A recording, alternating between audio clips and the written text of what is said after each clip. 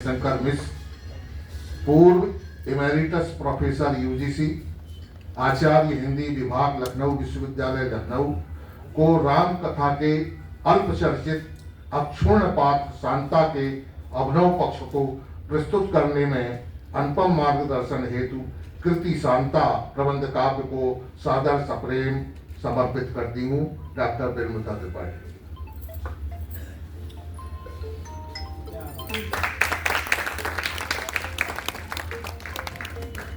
जिनको ये पुस्तक समर्पित की गई है, मैं बड़े आदर के साथ आदरणीय प्रोफेसर हरिशंकर मिश्र जी को सादर आहूत करता हूँ आए और अपने इस कृति पर विचार व्यक्त करें। आदरणीय मिश्र जी।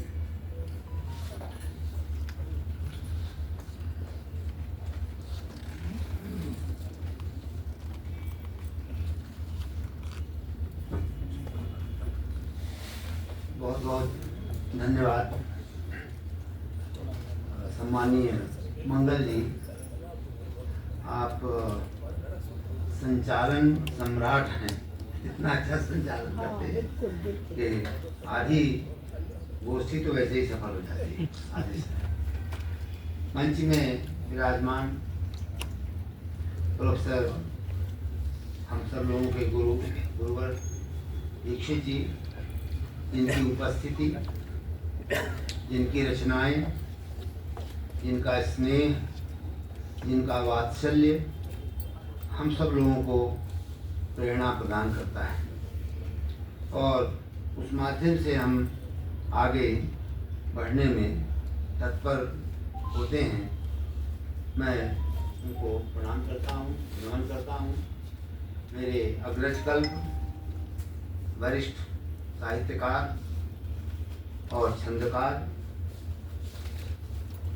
साहित्य भूषण श्रीकांत जी, उमाशंकर शुक्ल, हिंदी विभिन्न विधाओं में साहित्य रचना करने में अग्रणी,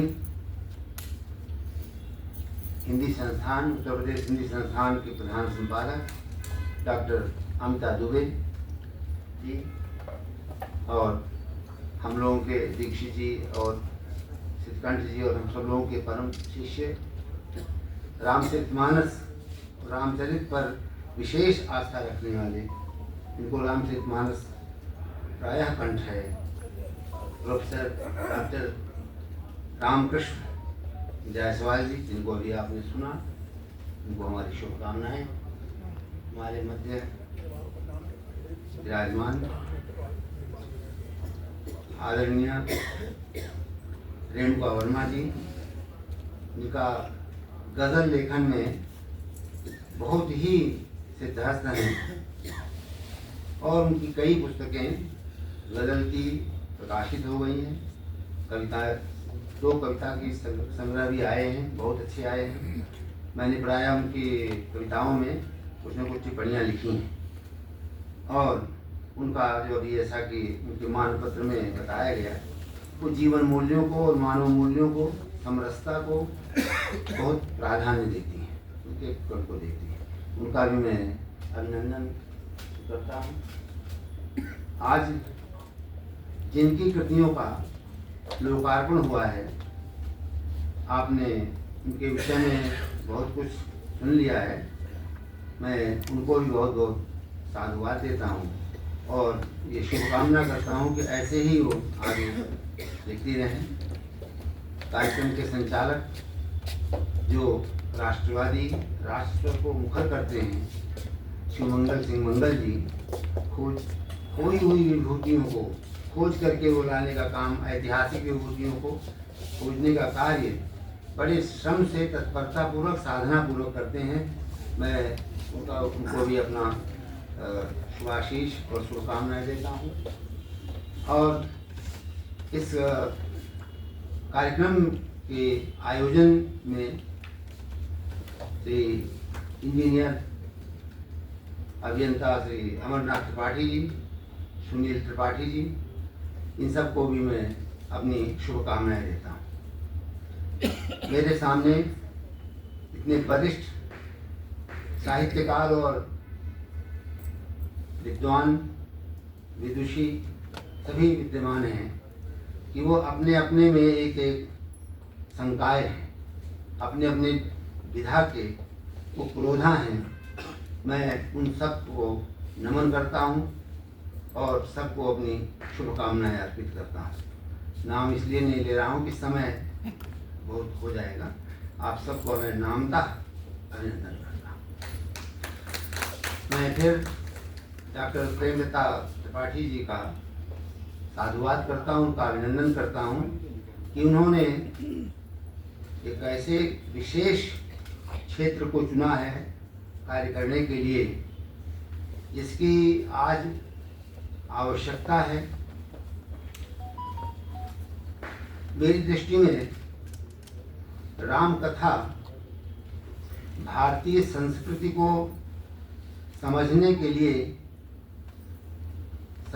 निकटतम साधन है। इससे उपयुक्त और कोई साधन नहीं हो सकता है। यदि हम भारतीय संस्कृति को समग्रता में समझना चाहें तो हमें राम कथा समझनी होगी। राम कथा में भारतीय संस्कृति के सारे मूल्य उसमें समाहित हैं। वो मूल्य कहीं सिद्धांत के रूप में भी हैं और कहीं पात्रों के रूप में भी चर्चित हैं। उन मूल्यों को इसीलिए वो हमारे लिए जीती जागती है। राम कथा हम लोग के लिए पूरी जीवंत है। जब राम कथा पढ़ते हैं तो हमें रोमांच होता है, कंठावरोध होता है, तो क्योंकि वो कथा पूरी चलती हुई सामने आ जाती है, क्योंकि उसने जीवन मूल्यों को आत्मसात किया है। उनमें बहुत से पात्र व्यक्त हैं, प्रकट हैं और बहुत से पात्र नेपथ्य में हैं। लेकिन किसी भी नाटक को या दृश्य को पूरा करने के लिए दोनों की भूमिका महत्वपूर्ण होती है।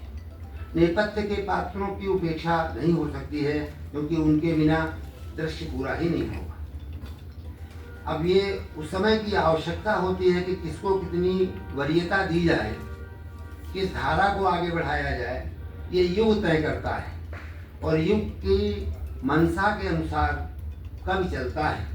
कवि अपने आप नहीं चल सकता, युग की मांग को देखता है, समय की मांग को देखता है, फिर वो निर्णय लेता है कि मुझे इधर चलना है। तब वो कभी उसका युग के साथ होता है, तभी उसकी मान्यता होती है, लोक ग्राह्यता होती है, लोक स्वीकार्यता होती है। इसको जिस कवि ने इस बात को समझा वो हमेशा जीवंत रहा।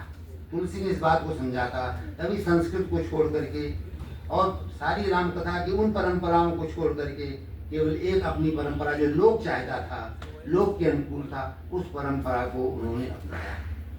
और उस समय उसकी आवश्यकता थी, क्योंकि भारतीय संस्कृति पर जो घात प्रतिघात और अत्याचार अनाचार हो रहे थे, उनसे बचाना उनका प्रमुख कार्य था। इसलिए उन्होंने मुख्य पात्रों को लिया है और संकेत कहीं किया। लेकिन ऐसा नहीं है कि राम कथा यदि इन नेपथ्य के पात्रों को न लिया जाए तो राम कथा का विकास नहीं हो सकता है।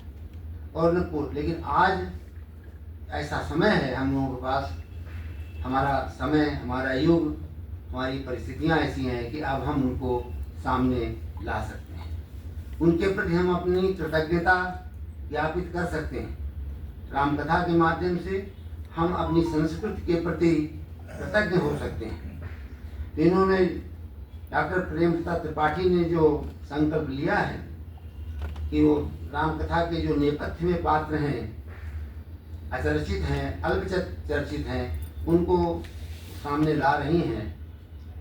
कुछ कवि कल्पना से, उनकी उर्वर कल्पना है भी, जैसे डॉक्टर सिद्धगंठ जी ने बताया। बाकी आधार उन्होंने निराधार कुछ नहीं कहा। नामूलम लिखते की धारणा उनके मन में है, संस्कृत की विदुषी हैं। नामूलम लिखते किंचित नानपेक्षित भाषा। मैं मूल से हटकर नहीं लिखूंगी और अनपेक्षित नहीं कहूंगी। ये दोनों सूत्रों को लेकर के प्रेमलता जी चलती हैं। और इसलिए इनकी कविता में अब यह है कि उनका हर व्यक्ति की अपनी सोच, अपना चिंतन और अपनी विचारधारा होती है। उससे अलग होने में उसको सहजता नहीं होती। इसलिए वो स्त्री विमर्श का जो आज का दौर है उसमें वो खप नहीं पाती, क्योंकि वो भारतीय संस्कारों में, भारतीय संस्कृति के मूल्यों में उन्होंने अपना जीवन बिताया है और वो उनको अच्छा लग रहा है, इसलिए वो उसको बराबर महत्व देती हैं कि भारतीय नारी क्या है, भारतीय नारी के संस्कार क्या हैं, आचरण क्या है।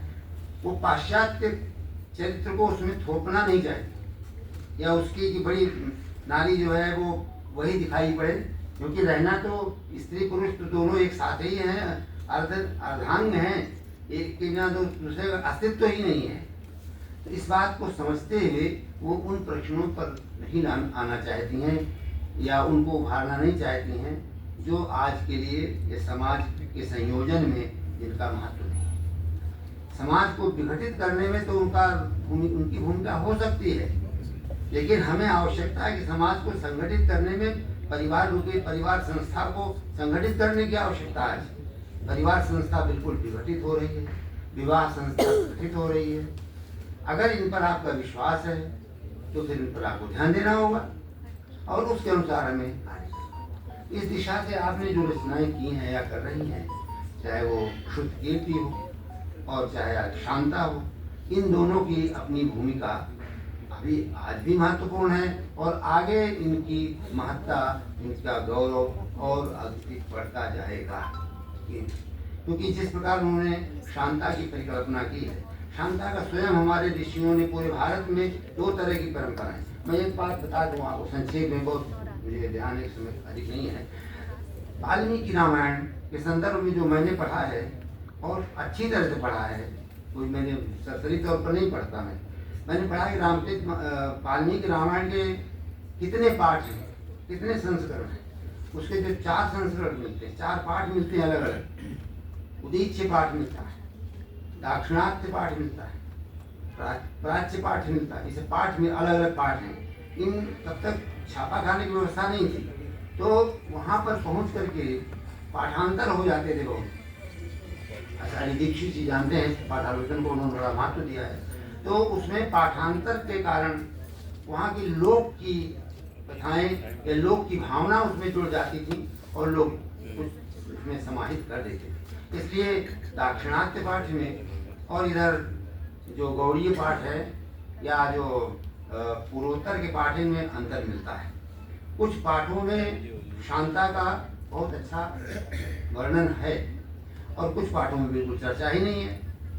तो ये अलग अलग पाठ में जो हैं, दक्षिणात्य पाठ है उसमें चर्चा नहीं है, लेकिन ये जो उदीच्य पाठ है जो उत्तर भारत और बंगाल, इनमें पूरी कथा मिलती है, पूरी चर्चा मिलती है। तो जो इतना भाग पढ़ पाते हैं उनको शांता का चित्र समझ में आ जाता है, जो उधर दाक्षिणात्य का पाठ पढ़ते हैं उनको नहीं मिलता है। तो इसलिए चिंता है। मैं इसलिए बात कह रहा हूँ कि बहुत पहले एक विद्वान दक्षिण से हमारे यहाँ संस्कृत विभाग में लखनऊ विश्वविद्यालय में भाषण करने आए थे और उन्होंने लिखा था दशरथात्मजा शांता पर एक बहुत बड़ा लेख पढ़ा था। शायद वो केंद्रीय हिंदी संस्थान, केंद्रीय हिंदी निदेशालय की तरफ से प्रायोजित रूप से आए थे, उनको वहाँ से प्रोजेक्ट मिला था। तो उसमें उन्होंने पूरी स्थिति दिखाई और उन्होंने कहा कि भाई हम लोग अब ये मानते हैं कि यदि शांता को हम बहन नहीं मानेंगे तो राम का परिवार, भगवान दशरथ का परिवार आदर्श परिवार नहीं होगा। क्योंकि जिस परिवार में बहन नहीं होती है तो वो आदर्श परिवार नहीं होता है। फिर हमें बहन कहीं से, चाहे ममेरी हो, चाहे मौतेरी हो, चाहे फुफेरी हो, किसी बहन को हमें मानना पड़ता है। क्योंकि हमारे यहाँ ऐसे सांस्कृतिक कृत्य हैं, ऐसे हमारे और कृत्य हैं जिनमें बहन की अनिवार्य आवश्यकता पड़ती है। तो अगर हम औरस बहन नहीं है तो हमें अपनी ममेरी, फुफेरी, चचेरी किसी बहन को स्थान उसी रूप में देना पड़ता है। इसलिए कहते हैं आदर्श परिवार हमारा तभी होता है जब उसमें बहन हो। इसलिए उन्होंने शांता पर बहुत बल दिया और शांता को, तो शांता का चरित्र बहुत अच्छे ढंग से आपने विकसित किया है अपनी परिकल्पना से भी, लेकिन उसमें कोई ऐसी वायविक कल्पना नहीं है कि जो स्वीकार्य न हो। बड़े ढंग से उन्होंने उसको दिखाया है और उसका उद्भव भी बहुत अच्छे ढंग से दिखाया है उन्होंने। और जहाँ तक पुराणों की बात है, रामायण की बात है, जो भी चर्चा की डॉक्टर सिद्धकंठ जी ने, उसमें मुझे 1-2 बात मिली है। पहले तो शांता का जो है कि वर्षणी और कौशल्या दोनों बहन हैं, और वर्षणी बड़ी है, कौशल्या तो वो उनको अनपत्य संतान नहीं है। और वो आती हैं तो उनको शांता खेलती हुई दिखलाई पड़ती है अपनी बहन के यहाँ, छोटी बहन कौशल्या और दशरथ के यहाँ, तो उनको बड़ा अच्छा लगता है। एक जगह मैंने ये भी कथा पढ़ी है कि उनके मतलब वो साढ़ू ही हुए पड़े थे वर्षणी और अंगराज, तो उन्होंने कहा था कि भाई मैं अनपत्य हूँ और मुझे अनपत्यता का बड़ा दोष लग रहा है। अनपत्य पहले आप जानते होंगे, अब तो खत्म हो गया। पहले लोग जिसके यहाँ निपुता कहते थे उसके यहाँ पानी नहीं पीते, उसके यहाँ जाते नहीं थे, उसको बड़ा अपशकुन मानते थे। ये तो हमने अपने आप से देखा है, लोग में सब लोग जानते होंगे। उसकी बड़ी मतलब होती थी, उसको अलग ढंग से देखते थे लोग। तो वो फिर लोग गोद ले लेते थे तो उनका कुछ परिहार होता था। तो उन्होंने कहा कि पहली संतान जो आपको हो वो आप मुझ कृपा करके, क्योंकि अब मेरी अवस्था हो गई है, मुझे संतान नहीं है, आप पहली संतान आप मुझे दे दें, और पुत्र पुत्री कुछ भी हो। कुछ ऐसा उनसे अनुबंध हो गया था और उन्होंने इस ये उनको दे दी, मान्यता दी थी। जैसे शांता हुई पुत्री के रूप में, तो अपने वचन के अनुसार उनको शांता देनी पड़ी और वो आकर के उन्होंने लेकर पालन। ऐसी भी एक कुछ कथा मिली है। लोक स्वीकार करता है, मैं अधिक बात नहीं बढ़ाऊंगा। लोक में बिहार में भी और उत्तर भारत के हम लोगों के क्षेत्र में, दरौदी क्षेत्र में शांता का उल्लेख मिलता है लोक गीतों में। प्रायः जब राम कलेवा होता है, यानी कि जो शादी विवाह के बाद कलेवा या खिचड़ी जिसे आप कहते हैं, उसमें गाली गायन होता है। उस गाली गायन में ये इनका प्रसंग लाया जाता है, शांता का और ऋषि की। शांता आपकी बहन और ऋषि के साथ भाग गई, ऐसा कुछ तो गाली ही होती है इस तरह का, ये सब छोड़ करके ऋषि के सिंह की भाग गई, ऐसा कुछ। तो मतलब लोक भी इसका समर्थन करता है कि राम की बहन शांता है, और शास्त्र में भी विवादित ही सही, इधर बाद के उत्तर जो बाद में रचनाएं आई हैं संस्कृत की, उनमें मिलता है इसका उल्लेख। इसलिए शांता को एक आदर्श नारी चरित्र के रूप में प्रस्तुत किया गया है इस काव्य में, और बड़ा उचित भी है। उनकी शैली और शब्द संयोजन, दूरदृष्टि, ये सब उसमें लक्षित है भी। हमारे प्रोफेसर इंद्ररेखा जी ने बहुत विस्तार से उस पर चर्चा की है, उसकी अपेक्षा नहीं है।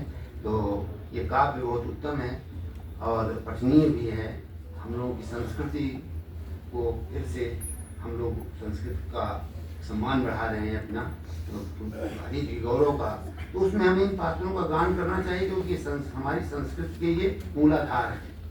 इनको हमें भूलना नहीं चाहिए, किसी न किसी रूप में लाना चाहिए। कोई न कोई तो होगा जो नेपथ्य में है उन पात्रों को लाना। तो मैं आपकी तरफ से पूरे मंच की ओर से प्रेमलता जी को बधाई देता हूँ, शुभकामना देता हूँ, और उनका सहयोग रहता है। तो जो है इस तरह के पात्रों पर, इस तरह की जो अभी अचर्चित हैं, अवचर्चित हैं, नेपथ्य में हैं, उनको प्रकाश में लाएं, क्योंकि उनमें क्षमता है, संस्कृत का अध्ययन उनका है। बिना संस्कृत के अध्ययन की इन पात्रों को, सांस्कृतिक पात्रों को, पौराणिक पात्रों को सामने नहीं लाया जा सकता है। इसलिए उस कार्य को करें और वो यशस्वी में यशस्वी हों तो यश मिले, यही मेरी शुभकामना है।